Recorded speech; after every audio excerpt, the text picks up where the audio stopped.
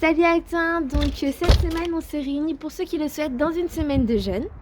Donc on va vous présenter dans le cadre d'un podcast toute l'équipe pastorale. Aujourd'hui on a la chance d'être accueillis par notre pasteur de jeûne Lydie Mouria qui nous accueille dans les bâtiments qu'elle a achetés pour nous les présenter. Donc je vous dis à tout de suite. Bonjour à tous, je ne sais pas si vous reconnaissez l'endroit.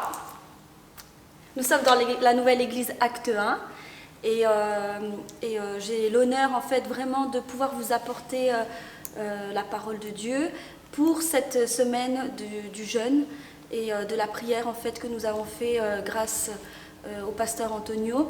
En fait, cette semaine, nous allons vraiment nous concentrer sur la protection et l'avancée de notre église chérie Acte 1. Donc en fait, moi je suis Lydie Mouria et je suis infirmière. Et je suis aussi pasteur de la jeunesse de l'église Acte 1.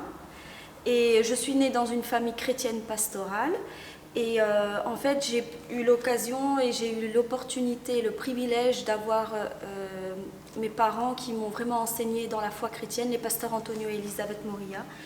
Ils m'ont inculqué le respect de Dieu, les valeurs et d'entretenir une relation personnelle avec Dieu. Et je suis tombée totalement amoureuse de Dieu parce que notre Dieu est irrésistible. J'ai commencé à m'intéresser dans ma vie personnelle, premièrement, mais aussi en faisant des études bibliques. Je suis partie en un an à Buenos Aires, en Argentine, où j'ai suivi une école biblique. Ensuite, j'ai été à l'école biblique d'Antioche à Dijon. J'ai eu aussi un diplôme pastoral par correspondance avec une école biblique aux États-Unis. Et actuellement, en fait, je suis en train de faire des études bibliques aussi en correspondance avec une école biblique aux États-Unis pour devenir professeur en éducation chrétienne.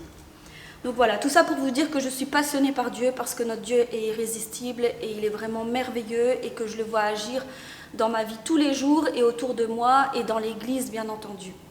Donc pourquoi on est dans ce lieu ? Parce qu'il y a quelques années, en fait, dans le cadre de la croissance de l'église et de l'agrandissement, en fait, le pasteur Antonio a eu vraiment à cœur d'acheter des nouveaux locaux. Et en fait, un jour, j'étais avec lui dans la voiture et on est passé ici. Et vraiment, c'était à vendre. Et on a eu cette conviction, lui le premier, puis moi aussi, vraiment une conviction profonde, comme on a vraiment rarement dans sa vie, que cet endroit en fait devait être acheté pour notre église. Et donc en fait aujourd'hui je suis propriétaire des bâtiments, mais ces bâtiments sont pour l'église Acte 1. Et ils sont en travaux dans le cadre d'un projet d'agrandissement et vraiment dans une vision de réveil et d'accroissement de notre église.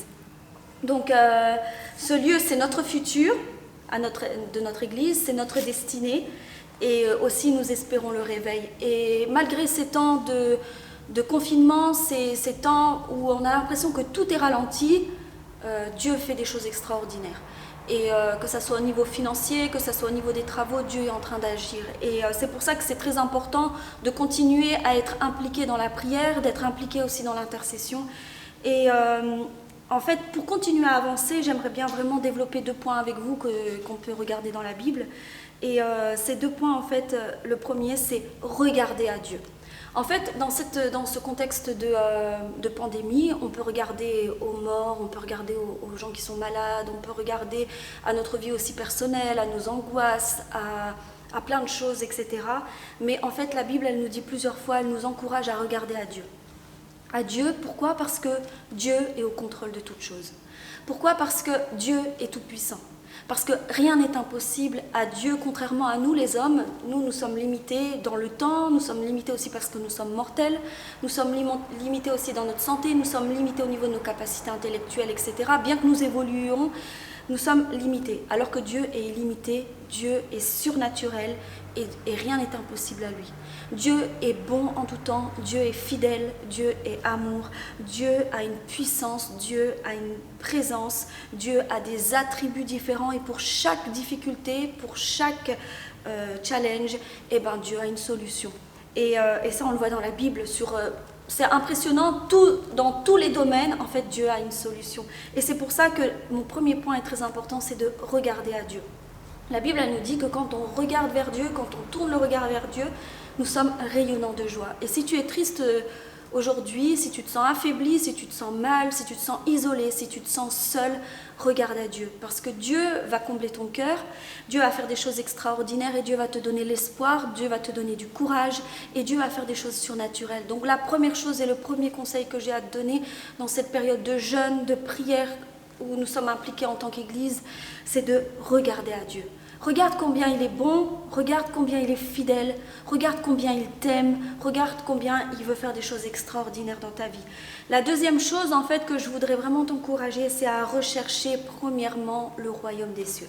Et en fait on peut lire dans la Bible, dans Matthieu chapitre 6 verset 33, Matthieu chapitre 6 verset 33, la Bible elle nous dit « Recherchez premièrement le royaume et la justice de Dieu, et toutes ces choses vous seront données par-dessus tout. » Et plus tard, elle nous dit « Ne vous inquiétez de rien. » Et en fait, la Bible, elle nous dit en fait vraiment de rechercher le royaume des cieux. C'est quoi rechercher le royaume des cieux?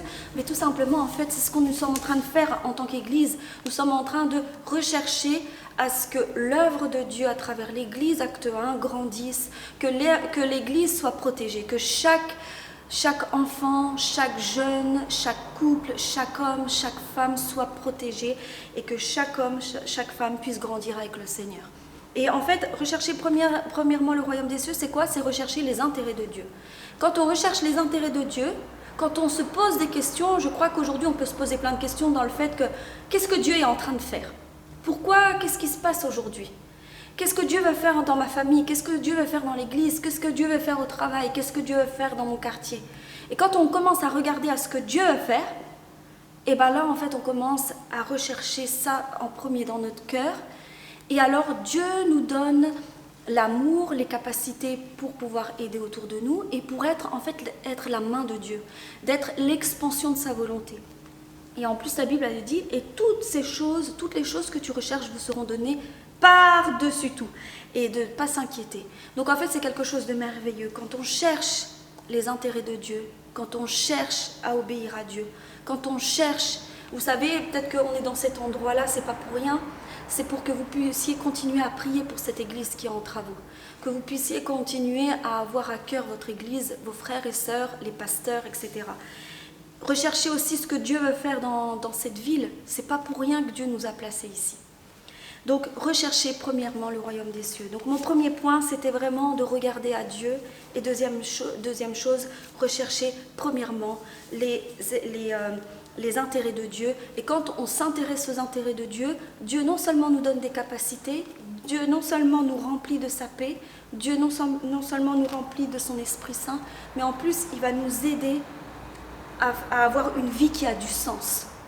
Une vie qui a vraiment un sens. Malgré le confinement, malgré tout ça, malgré l'isolement, Dieu, il veut que ta vie ait un sens, qu'elle ait un but, que tu serves à quelque chose et que tu sois épanoui dans ce que tu dois faire.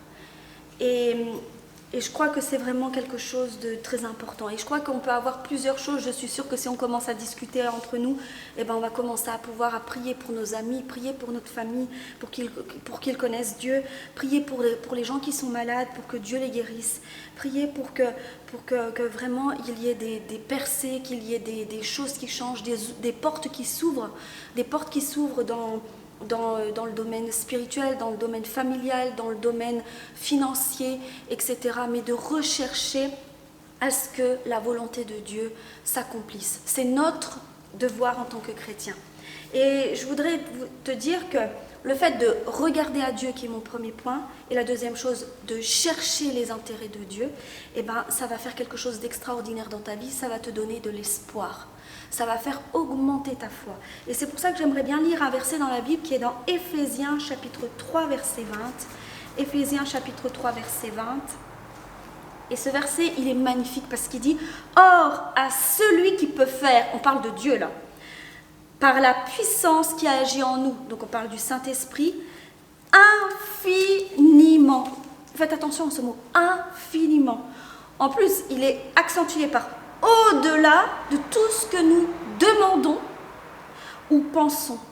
Donc en fait, Dieu peut faire infiniment, au-delà, bien plus que tout ce que nous demandons et pensons. Si nous regardons à lui, si nous recherchons ses intérêts, Dieu non seulement va s'occuper de nos besoins personnels, il va s'occuper que nous soyons heureux, mais en plus nous allons avoir une vie qui a un sens et Dieu va faire des choses extraordinaires pour notre Église.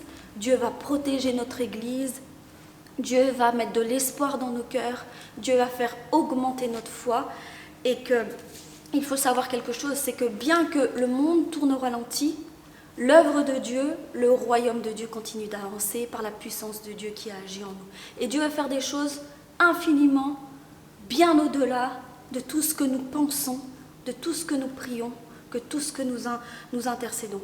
Je veux vraiment communiquer de l'espoir, de la foi dans cette période de jeûne. Soyez bénis dans le nom de Jésus. On va passer un petit temps à prier. Je vous encourage aussi à continuer à prier chez vous. Et vraiment, soyez vraiment bénis. Merci Seigneur Jésus, mon roi. Seigneur Jésus, nous te remettons, Seigneur, entre tes mains, Seigneur, cette semaine, Seigneur Jésus, que vraiment tu puisses, Seigneur, nous impacter, Seigneur Jésus, par l'espoir, par la foi. Et oui, Seigneur, nous voulons regarder au Dieu merveilleux, au Dieu grand que tu es, Seigneur, au Dieu auquel rien n'est impossible, rien n'est difficile, auquel, Seigneur Jésus, Seigneur, cette situation n'est rien pour toi, Seigneur, et que tu peux nous aider, Seigneur, par ta bonté, par ta miséricorde, Seigneur, à traverser ce moment. Et non seulement, Seigneur, tu vas nous aider à travailler dans ton œuvre. Nous voulons rechercher premièrement l'avancée de ton royaume, premièrement l'avancée, Seigneur, de tes intérêts, Seigneur Jésus, et nous savons que toutes les choses que nous avons dans notre cœur, Seigneur, nous seront données au-dessus et par-dessus tout. Merci Seigneur parce que tu veux faire bien infiniment et au-delà de tout ce que nous pensons et demandons. Alors nous voulons continuer, Seigneur, nous voulons continuer à penser, à prier, à intercéder parce que tu vas faire le reste, Seigneur. À toi soit la gloire, Seigneur. Amen.